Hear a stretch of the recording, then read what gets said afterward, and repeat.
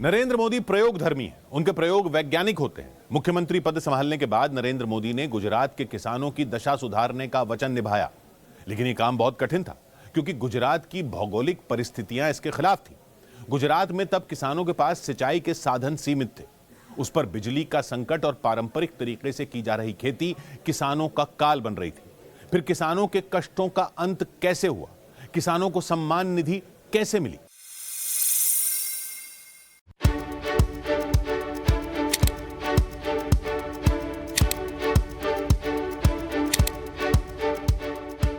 भाइयों बहनों, हमारी सरकार किसानों की आय बढ़ाने के लिए लगातार काम कर रही है।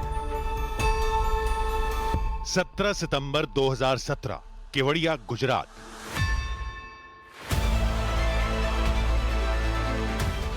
छप्पन साल के इंतजार के बाद सरदार सरोवर बांध के गेट खुले।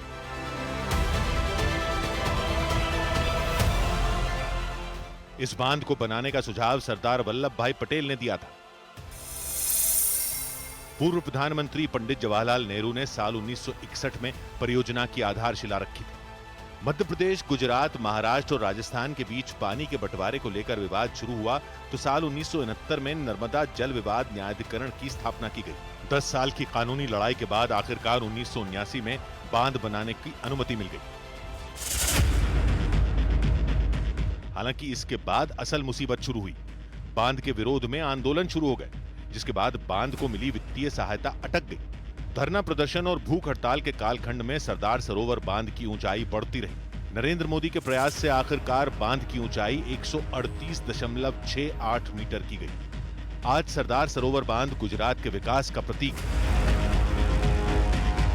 दुनिया की कोई ताकत ऐसी नहीं थी जिसने इसमें रुकावटें पैदा न की। वर्ल्ड बैंक ने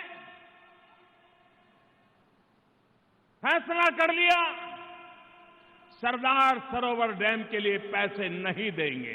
भाइयों बहनों, हमने भी ठान ली थी, वर्ल्ड बैंक और नो वर्ल्ड बैंक, हम भारत के पसीने से सरदार सरोवर डैम बना के रहेंगे। और आज इसने बना दी। ये वही नरेंद्र मोदी हैं जिन्होंने नर्मदा को साबरमती से जोड़कर गुजरात को खुशहाल बनाया। साबरमती को सदा नीरा बनाने का श्रेय नरेंद्र मोदी को जाता है। ये रूखी सूखी मेरी धरती मां, पानी के बूंद के लिए तरसती हुई धरती मां, उसको जब नर्मदा का पानी एक बेटा देता है, उस बेटे के लिए इससे बड़ी भावुक पल क्या हो सकती है। किसानों के लिए नरेंद्र मोदी के दिल में खास जगह है। किसानों को वो भारत का संरक्षक मानते हैं। पहले गुजरात, फिर देश में उन्होंने किसान हितैषी योजनाओं को लागू कर अन्नदाताओं का जीवन संवारा है। गुजरात के किसानों की समृद्धि के लिए नरेंद्र मोदी ने सुजलाम सुफलाम योजना लागू की थी, जिसके तहत जलाशयों और नहरों का विस्तार किया गया। वर्षा जल संचयन कर सूखाग्रस्त इलाकों में सिंचाई की व्यवस्था की गई। गुजरात में 1000 से ज्यादा चेक डैम, तालाब और झीलों का निर्माण किया गया।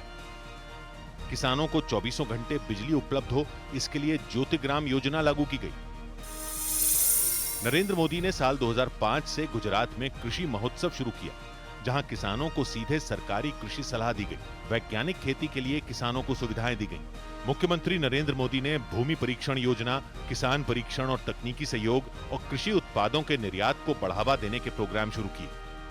गुजरात में खेती को जल, ऊर्जा, विज्ञान, प्रशासन और मार्केटिंग सभी के साथ जोड़ा गया, जिसका नतीजा शानदार रहा।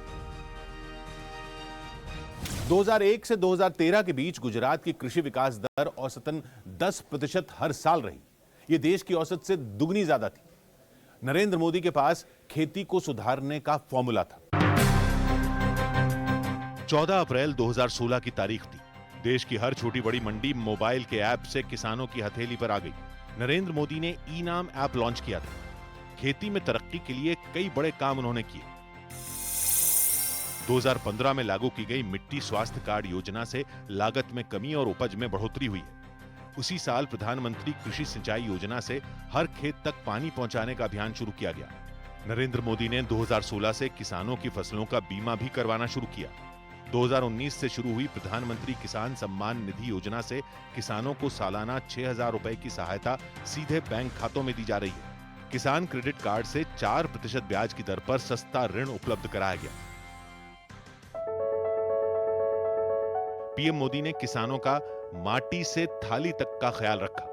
नरेंद्र मोदी किसानों को आत्मनिर्भर बना रहे हैं। जैविक खेती और नील क्रांति से किसानों के पशुधन को भी बढ़ा रहे हैं। पीएम मोदी पर न्यूज 18 की खास सीरीज जारी है। कल रात 10:15 पर देखना ना भूलें।